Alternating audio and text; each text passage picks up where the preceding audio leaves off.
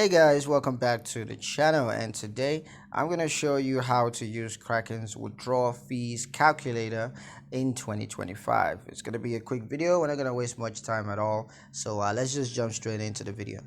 Now the first step, of course, is going to be to log into your Kraken account. So log into your Kraken account using your email address and password on a Kraken website. And once you're logged in, just navigate to the withdrawal page by clicking on the withdraw tab. Once you have that clicked, you can just select the cryptocurrency that you want to withdraw from the drop down menu. You got a couple of them there, and you can just select the one that you want to withdraw.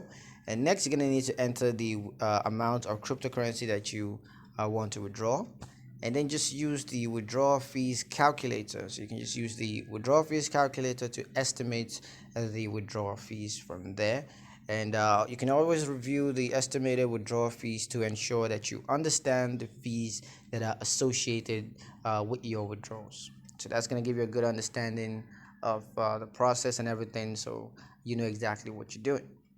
That's pretty much it on how to use Kraken's withdrawal fees calculator in 2025. I hope you guys liked the video. Hope you found the information useful enough.